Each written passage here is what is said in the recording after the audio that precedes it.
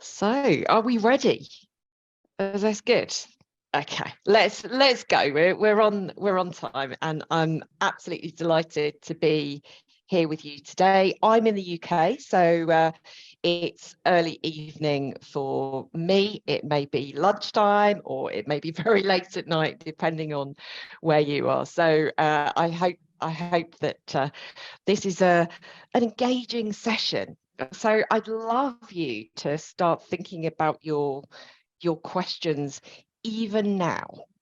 So even before I start this session, just think about what questions are you bringing to this session, because questions are going to be way more helpful than answers when we are working with complexity. So tapping into noticing our own questions will be absolutely great.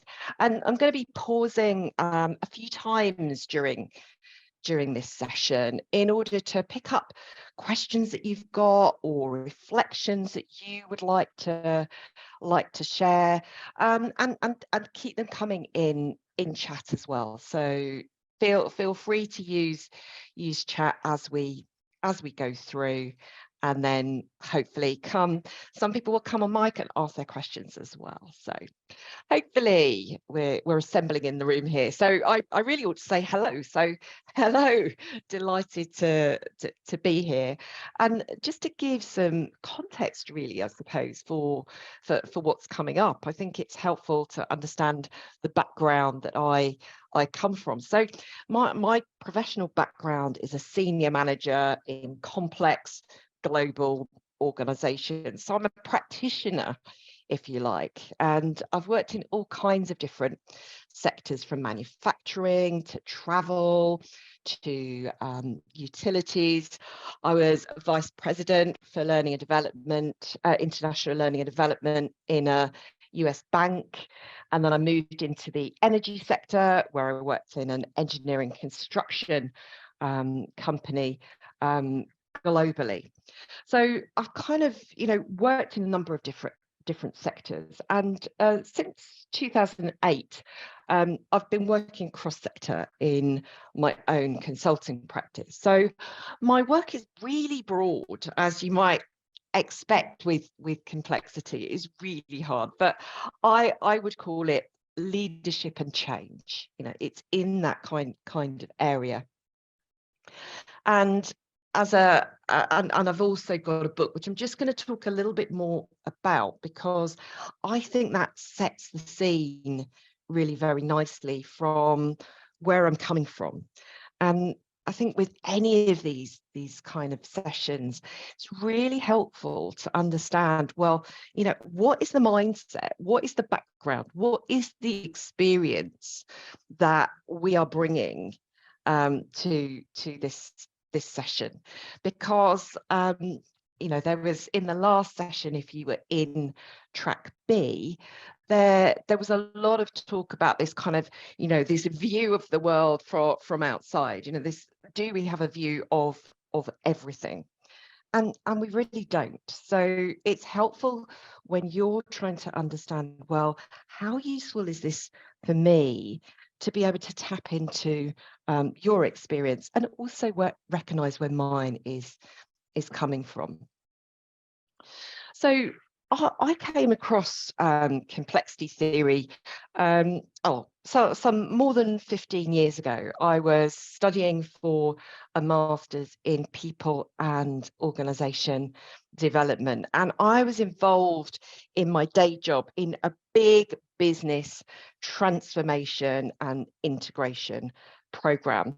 This business was not doing well. They'd lost $500 million, and they were really struggling to integrate globally. So there I was. It was a new role. I joined that organization same time as the new chief exec, some new senior directors, and there we were, engaged in, well, let's do something practical. And I came across this thing called complexity theory. And I was like, oh, wow, this is amazing. This is how the world really works is you know, really what I thought. So I was very excited to find that, because maybe I hadn't really seen in the books before. The books on leadership, the books on change, they were great, but they didn't describe my world. They were really neat and tidy, and my world was not neat and tidy. And you know, this is the challenge, I think, that complexity brings. So it was revelatory for me. What does this mean in practice, therefore? I was asking, how can I use this in my world? What can I do? So now I'm understanding the world as complex and changing. What does that mean? So I was lucky enough to come across Ralph Stacey. I tracked him down, and if you've been interested in complexity in the organizational context, you've probably heard Ralph Stacey's work, which is amazing. Ralph, I said, you know, what books should I read? Where should I go?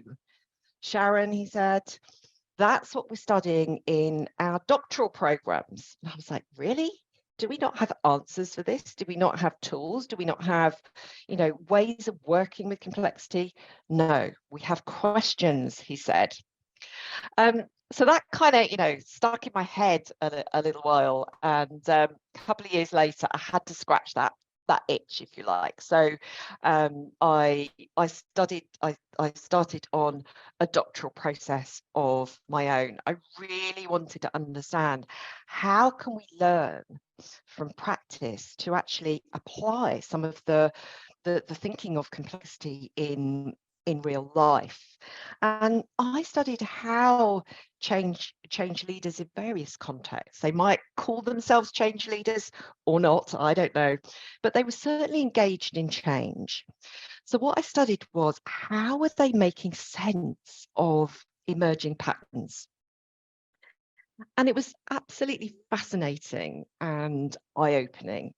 And for the past 10 years since I completed that research, I've been applying some of these insights and tools back into practice across many different sectors, with practicing managers and professionals in different organizations, different roles. And I think only then was I ready to write the book that I really wanted to read. So, you know, what I've really tried to do here is, I want to bring complexity out of academia, out of the margins.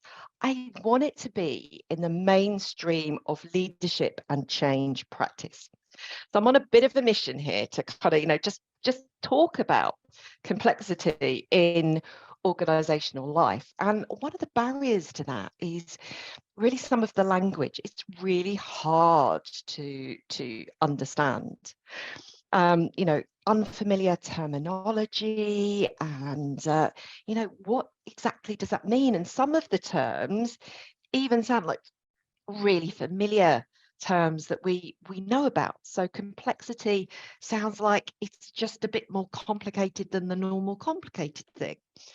And if you are in this room and you think, aha, I know, it's not, you're right. Complexity is a totally different animal. So what I wanted to do was talk about complexity science straightforwardly, but without dumbing it down. So linking it back to the science, and also being really hopeful.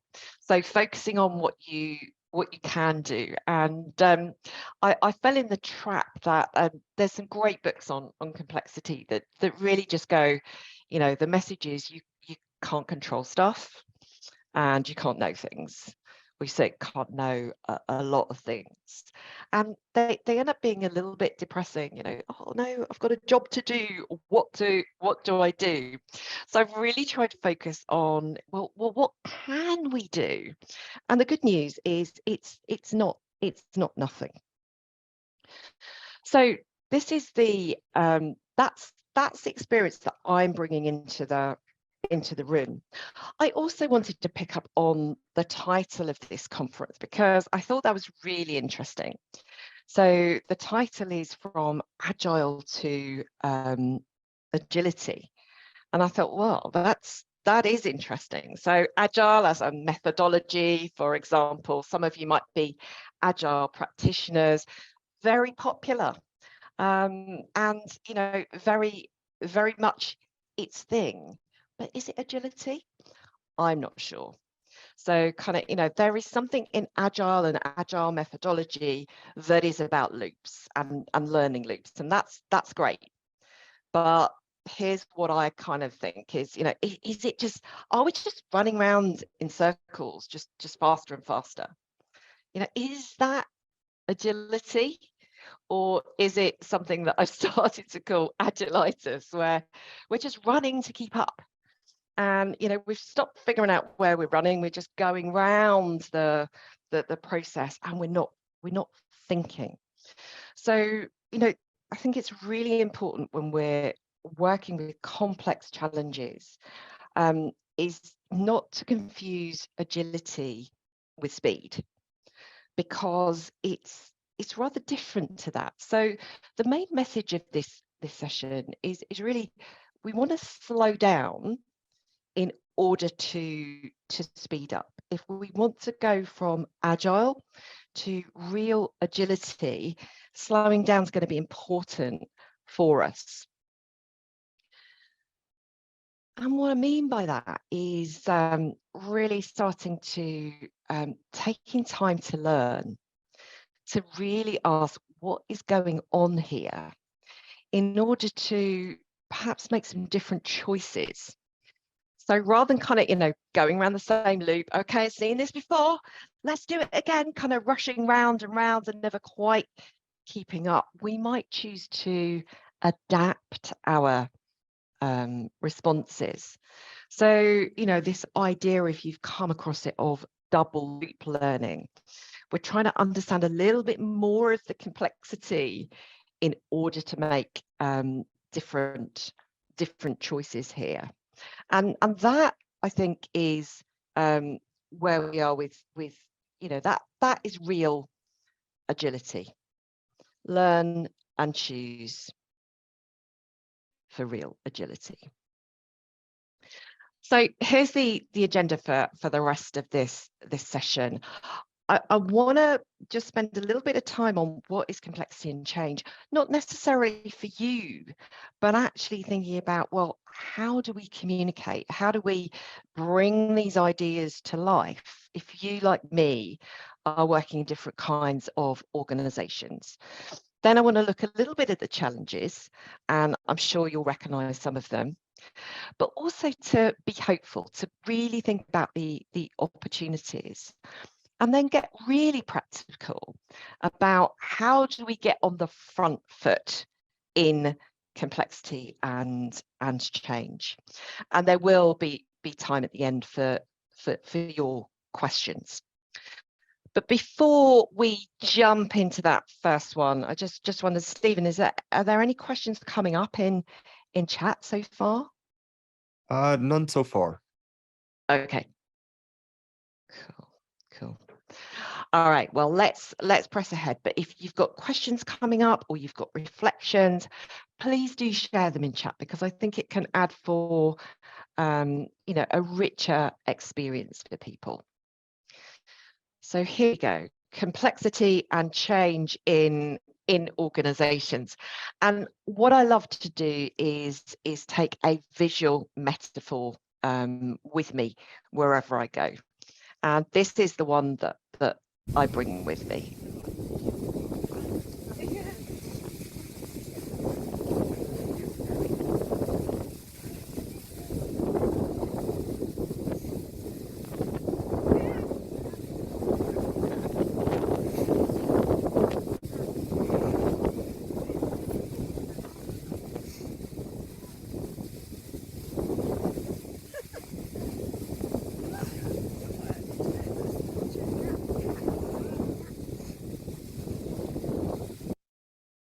Okay, so what you can see here, some of you may have seen it before, is a starling murmuration.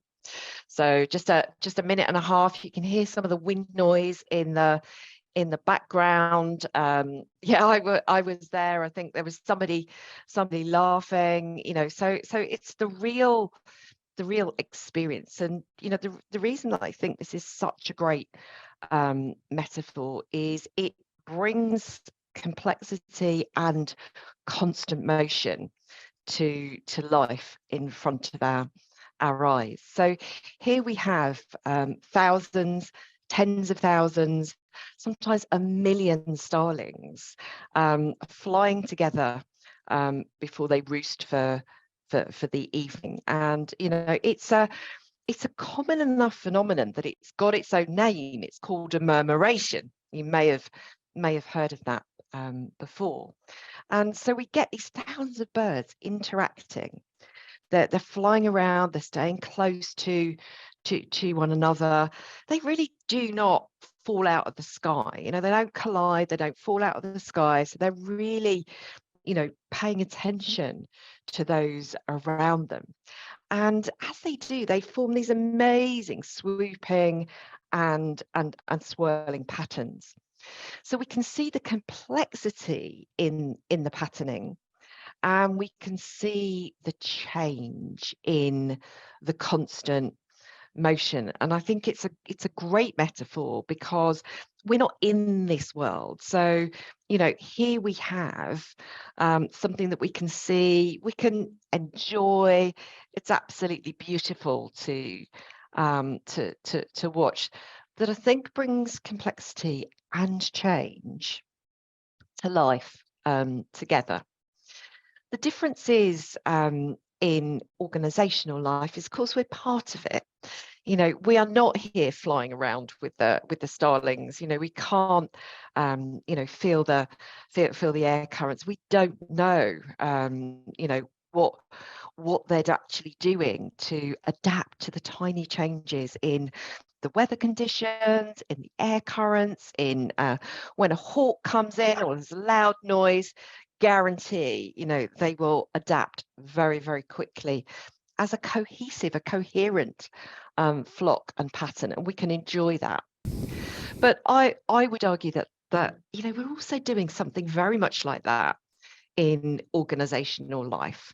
We're probably not flying, we're probably talking, we're probably having meetings, we're probably emailing, we might be doing physical work and interacting together. But together, we're also creating our own patterns. If we could stand back, we can't, but if we could stand back and kind of look at the world from some kind of elevated position, we'd probably be able to see and describe some patterns that we're seeing.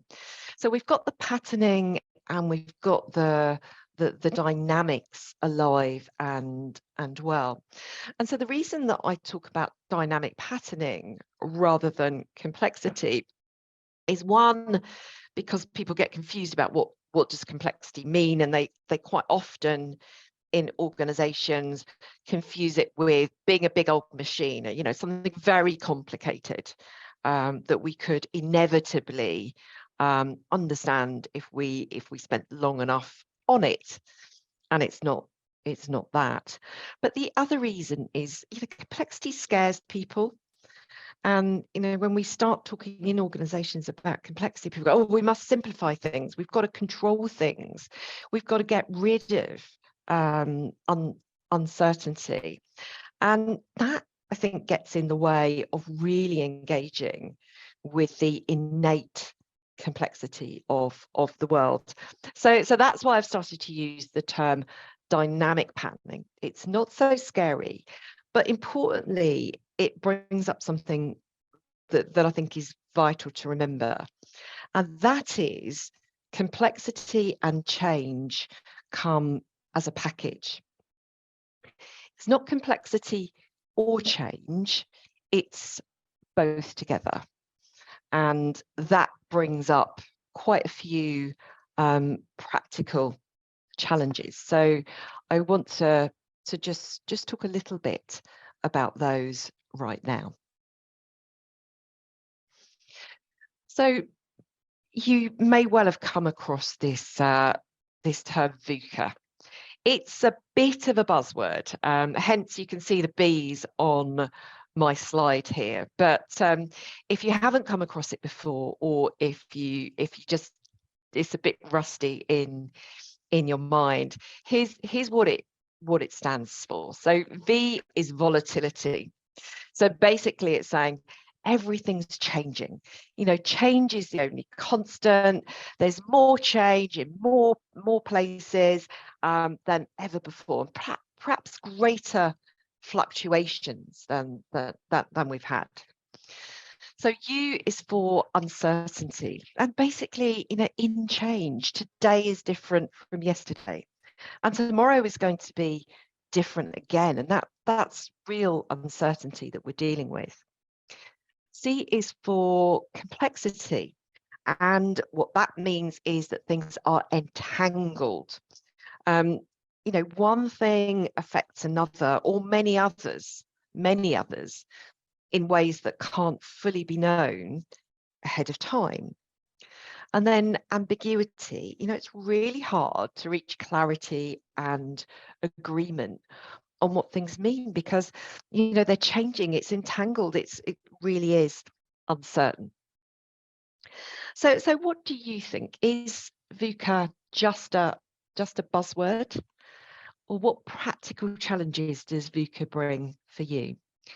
So I'd love you to share some of the challenges, if it's more than a buzzword. So you can unmute and share some, or put them in chat. But is it more than a buzzword? Do you recognize this in your world?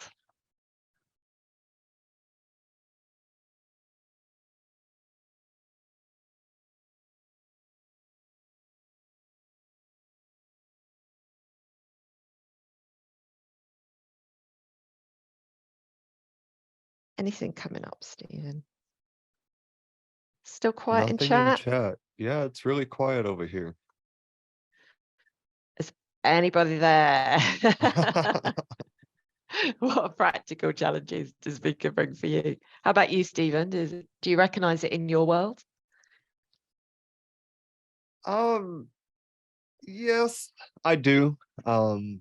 There's a lot of uncertainty, especially working with teams spread out throughout the world. It was a lot easier before COVID when we were all co-located, or more co-located. But you know, I just got off a call with someone and it was midnight in India. So it's a lot more difficult in a post-COVID world. Just from Absolutely. just from that standpoint. Absolutely. Globalization and technology, I think, are the biggest drivers of complexity in the working world, because it means that we can communicate with so many people so quickly over a dispersed area. So those starlings, they're just flying around together, so they're paying attention to the starlings immediately around them. And maybe, Stephen, as when you're co-located in an office, you're paying attention to the people around them. That's no longer good enough. We've got to pay attention to everybody. Communication is just absolutely vast, and I think this does bring some really practical challenges. So let me share a little bit about VUCA from a complexity perspective, because people often think it's either just shorthand for, hey, it's crazy out there, or maybe you can pick off the V and deal with that, and you can pick off the U and the C, and then we're fine. But actually, that's not the case at all. So here's the real challenge in leadership and management. We've got volatility. We've got lots of changing going on in many places simultaneously, and guess what? They're entangled. These are not separable in any meaningful way. So here we are. They're locked together. And here's the challenge. So volatility means that there is too much happening too quickly to ever take it all in when we're making a decision. Agreed? can never take everything in. We're always catching up, there's never on top of things. Complexity means that things are so connected that it is never safe to leave anything out, however tiny, when we are making a decision, because those tiny things can turn out to matter an awful lot in ways we couldn't have known ahead of time. So, they're locked together. It's absolutely, and so if we go after one, so, agility as a response to volatility, let's speed up, kind of, let's learn, let's go round some loops. Happy with loops, but not single loops so much. So we kind of go round, we try and catch up, let's learn and apply, learn and apply, learn and apply. The more we do that, the less we see the complexity, because they're kind of facing in different directions. Complexity, systems thinking and systemic thinking can help us understand, well, how are things connected? How are things entangled? But really doing those two things together is really hard. And so actually, as human beings, we find that we're kind of going for speed and change, and we're after the volatility, or we're trying to cope with the complexity. But it is both, and we can't make either or choices in this complex world. They come as a package. And the implication of this is what I call the complexity conundrum in my book, is there's permanent uncertainty and ambiguity.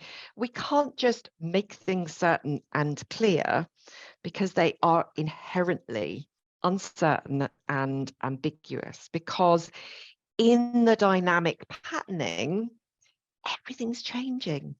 If we even got on top, if we understood the complexity in perfect detail, which we can't, it would have changed anyway. And if we caught up with the change, which we can't, actually that would change the patterning. So we're caught in this conundrum. And here's the real challenge is, you might be in charge, you might have particular work to deliver, you might be a, senior manager, an executive, you might be a world leader, I don't know, but, you might have a really big job, but you're still not in control. You are a tiny starling flying around in that flocking murmuration, and this can be absolutely terrifying. So having said I want to be hopeful, I now want to be hopeful. So, let's just accept that we might be in charge, but we're not in full control. But what are some of the opportunities in complexity and change for leadership and management? I think there's some good ones. So let's be honest, here's the first one. Complexity enables agility. So if you think back to March 2020, which is when I planned to write the book, and then the world changed quite quickly. So we'd seen some signs of changing already. But in March 2020, one of the things that happened in the working world in many places simultaneously, not every working environment, not every country, but in a lot of places, there was this work remotely. And, it happened overnight. And guess what? Millions of people around the world made that happen. How incredible was that? How incredible that, the economies didn't crash around us, that, daily life didn't just, implode, because that was quite a big impact. And, in the UK, there was a thing called lockdown. You couldn't leave your house. what does this mean? But human beings are incredibly complex. And what did we see? We saw real agility. So everybody figured stuff out, didn't they, for themselves? You know, those who hadn't come across Zoom before were finding it pretty quickly. Those who didn't have a desk were using a kitchen table or an ironing board, or, you know, we made do, we worked things out. This is complexity in action. So we don't want to lose complexity. If we were perfectly adapted workers, we wouldn't have been able to cope with that. It's our humanity, it's our human complexity that enabled us to cope with big changing. So it's good news. Complexity, and our complexity and the complexity in the world enables us to really adapt when things count, when things change. So back to dynamic patterning. So what are the opportunities, leadership and management opportunities in dynamic patterning? So we're now kind of thinking of ourselves in that patterning.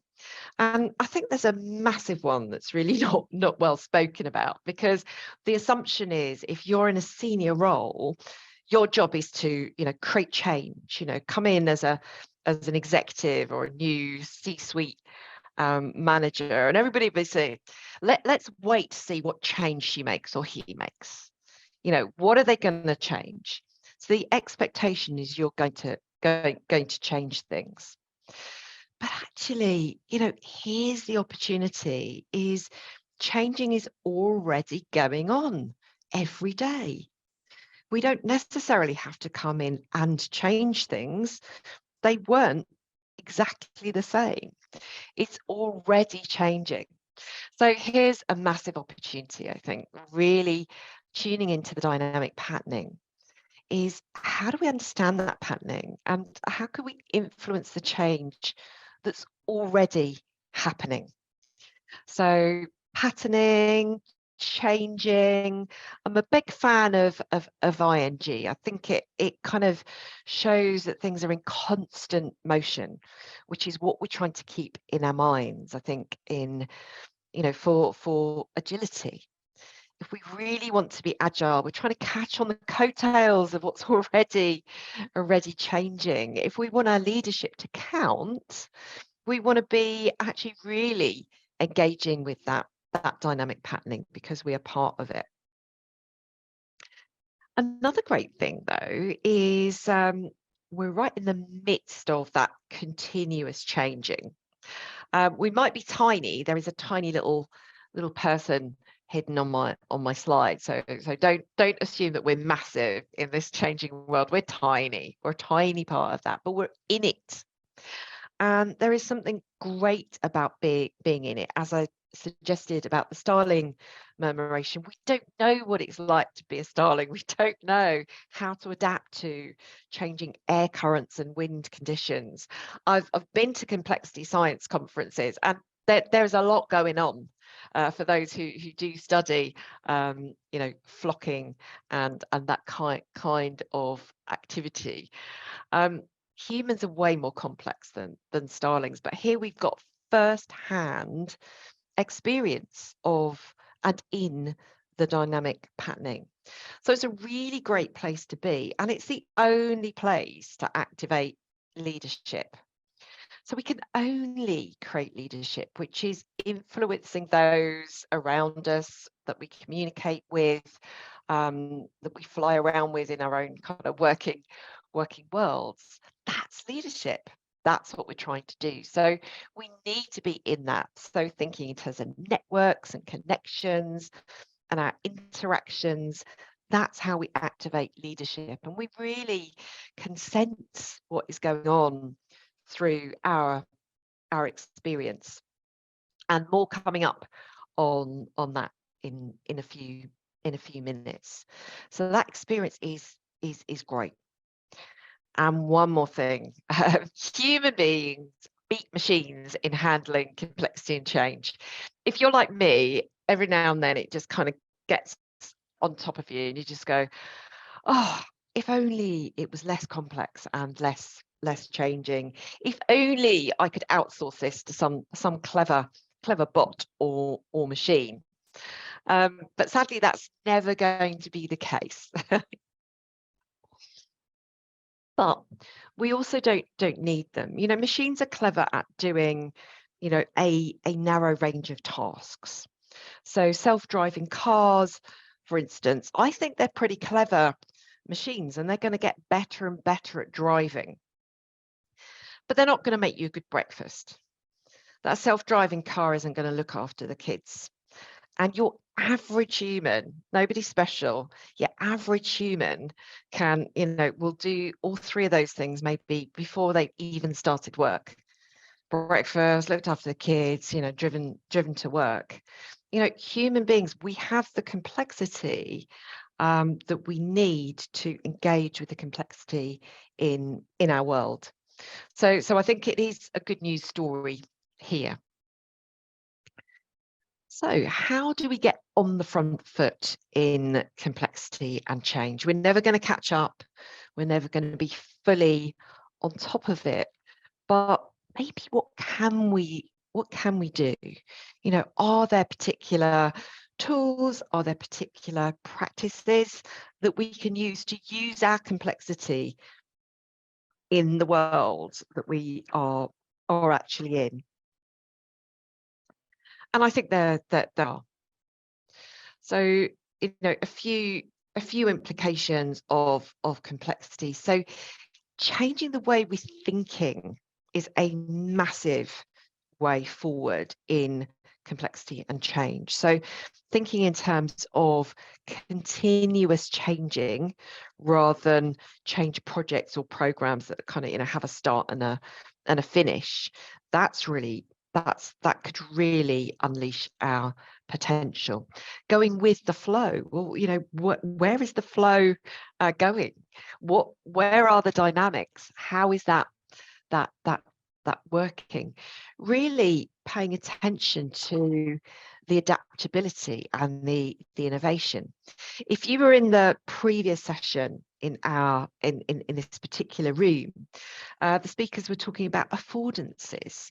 So what does that new thing afford us now? You know, what could that make possible? Planning is useful, plans less so. So answers, plans, you know, they're always out of date. That's the problem. But questioning, planning, learning, anything that's got an ing, you know, we're trying to kind of keep pace. We're trying to catch some of the changing world. So I think there is something about the way that we are thinking that can be a really helpful tool, helping us to get on the front foot in change.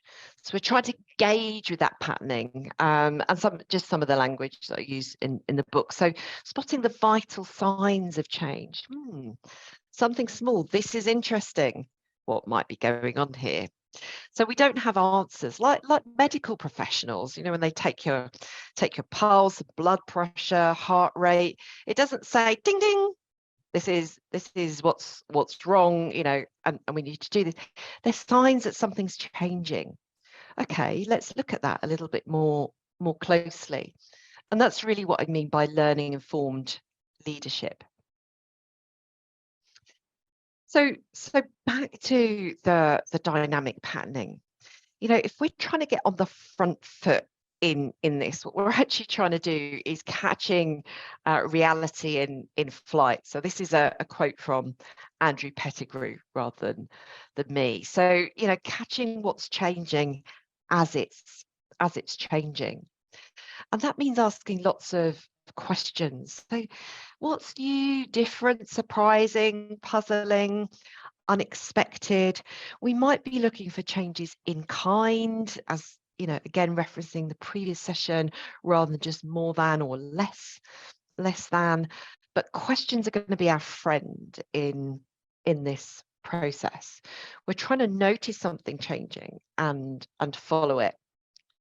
So another thing that's gonna help us is paying attention to small data. So data doesn't have to be big to be clever.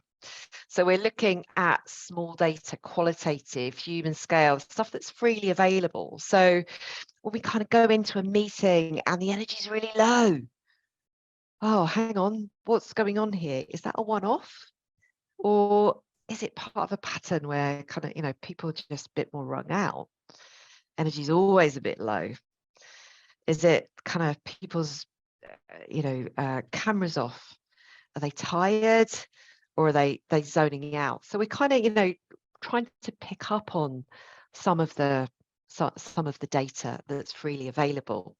And in many sectors, like the medical sector, for example, this is discounted. We don't count data that we can't count, that we can't use as statistics. But this is the kind of data that's going to help us ask questions about the patterning.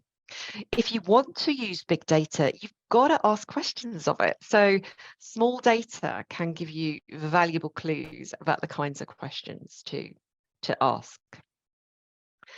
And that's what I mean about the vital signs of change. So, what are these small changes that can be really useful?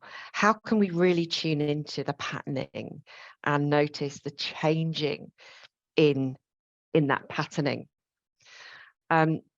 So that's what I'm talking about when I talk about learning informed leadership. And we absolutely, this is exploring the leading edge of now.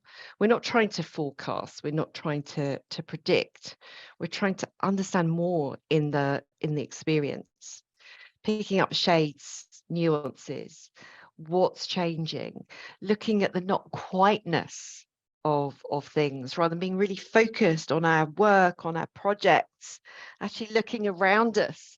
What is going on? Who's got a different view of the world? This is going to be really helpful data in learning informed leadership. And if we're just running, if we've got that agilitis, and we're just running and going round in small loops, we'll never catch that. So we've got to slow down to speed up. So slowing down thinking to improve the quality of our thinking.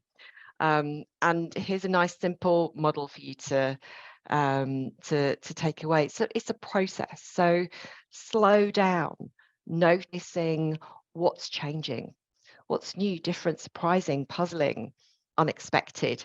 The kinds of things that we often don't notice, but they're there, they're freely available. What's there that we could notice? We won't know everything, but there are things that we could pay attention to. And not jumping to conclusions. So one of my favorite books is this one. So Thinking Fast and Slow by Daniel Kahneman. Got a Nobel Prize for the work underpinning that. He says, this fast thinking just returns us to the same place. So we need to kind of slow it down if we want to think differently. So rather than making too much sense of the world, just hold our interpretations lightly. And then do something. The point is to choose. We can't just stop. So what am I going to say? What am I going to do? In this particular situation, and carry on noticing. So it's this is, if we want to activate our leadership, we've got to learn for ourselves. We can't rely on best practice from elsewhere, because it'll be different, or what happened in the past, because it will be different. We've got this constant dynamic patterning here. So I think I mentioned it before, it's about paying attention to the not quiteness, and really moves us from this idea of predictability to something that is more like agility. So in the working world, many different sectors, I think what people are really trying to do is manage complexity and manage change. In fact, earlier today, I was with a group of change managers and said, we've really got to retire that term. And they went, yeah, we agree. You can't manage change. The parts of change that really matter aren't aren't manageable. They're intangible. We can manage a project, but not change and not changing. So we're trying to move away from this idea of, management, of control, of, quantified data, which gives us great certainty about and hindsight about yesterday, and maybe enables us to live for today, and the assumption that things will be predictable, to moving to this more, I think what agility really is engaging, with the dynamics that we're in, the patterning that we're in, seeking to understand rather than control, recognizing the flexibility, the changeability, and exploring, not predicting, not looking backwards, but kind of, what is now knowable that wasn't before. So really kind of looking at the leading edge of now, and that's a very much a learning process, and learning for ourselves is the only way to prepare for tomorrow. So in our organizations, I think leadership and change really is sort of leadership and management agility really is about our ability to learn, and the quality of thinking that can come up there. So as I said, my main message from this session really was slow down thinking to speed up, and notice what's going on, learn as best we can, choose, and then carry on responding. So it's a continual cycle in that continuous process of changing. So that's really what I wanted to share with you today. Obviously, I've scratched the surface of what I've been trying to unpack in my book to bring complexity and change into the mainstream in management. So just before we sign off, what questions do you now have? And I know it's quite a shy group, so you may or may not want to come on mic or ask them, but if you do, be really welcome. And if you don't, just think about it for yourself. What questions do you now have? Great. Any questions in the room? Just come off mic, or you might want to share some reflections. We do have a question in chat. Thank you. Can you hear me? Yeah. Okay. All right. Given your murmuration analogy, where is the best place for the leader? In the flock or in the container in which they fly, influencing the change already happening? Yeah. I think, we are in the flock. I think that's the point. We are in the patterning, and, it's the question is, which is the leader starling? And I think, as soon as we ask that question, it sounds like absolute nonsense, doesn't it? Which starling is in charge of the flock? And, but in organizational life, we have this thing called hierarchy. So we assume that if somebody's in charge, they do all the leadership, but that's not the case. So leadership is happening, as we communicate, as we respond to one another. And who is the leader? I think Ralph Stacey says this nicely, is changing, as we do that. So being in charge, I think, is about activating leadership, and not just our own. It's not about being some, massive starling or human or big old superhero. It's about activating leadership and, this learning across the patterning. Great question. Thank you. What other questions do you have?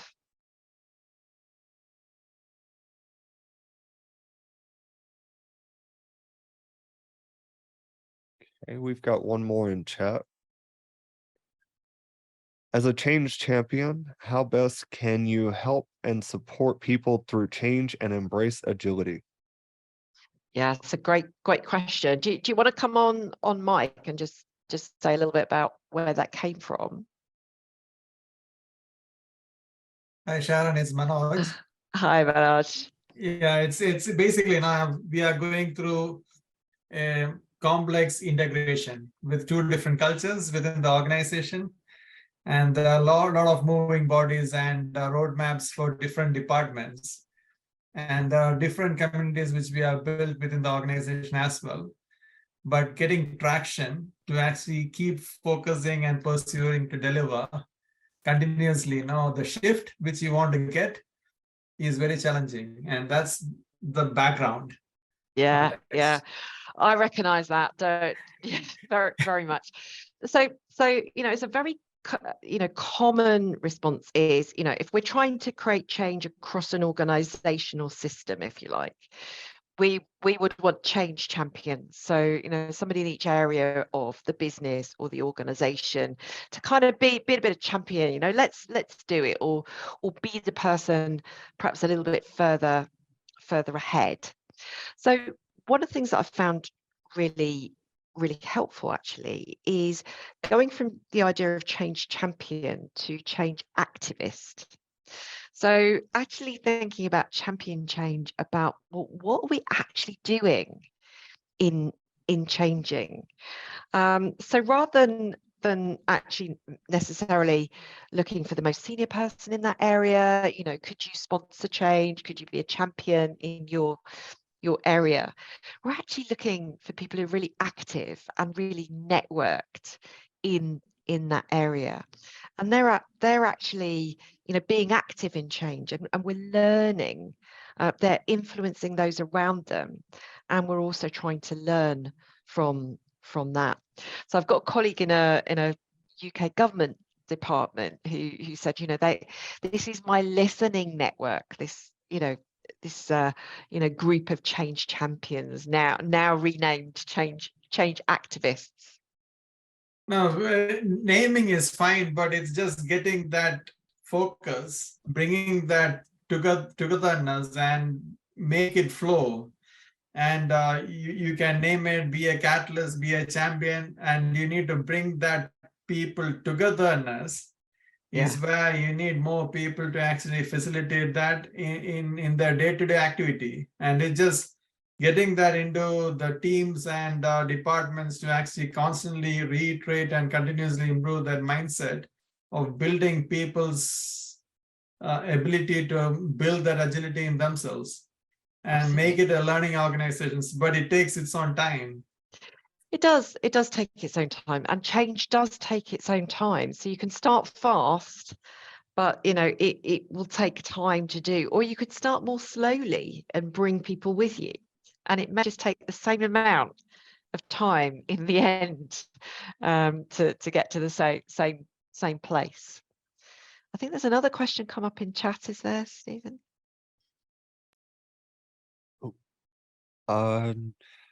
Exploration and experimentation need different mindset. Execution mindset consumes most of the resources and bandwidth. How do you inspire people to allocate a few hours a week for reflecting, to observe small data and learning? Yeah. Oh my gosh, it's such a good question, Manny. Thank you for that. So do you know what I've been doing? So I've been teaching on the Masters in Leadership at Henley Business School in the UK, and when I introduced the vital signs of change, I put them up and I take less than 5 minutes to explain it, and then I give everybody 2 minutes to note down as much as they can about what's been changing in their organization using that model. And they go, oh, it's so unfair. And so sometimes I'm really generous and I give them 3 minutes. And I say, you've got to get something in every box. And then we kind of, hear back from the group. And there's loads. So I think, the assumption is that we need massive amounts of time to notice what's changing. But the truth is we're noticing it anyway. It's just, we're not paying attention to what we're noticing. So it's a bit of a test, and then they go, okay. So I'm like, 5 minutes a week. You know, be really generous, give yourself 15 minutes in a week. That would be amazing. I bet it's 15 minutes you don't ask that question normally.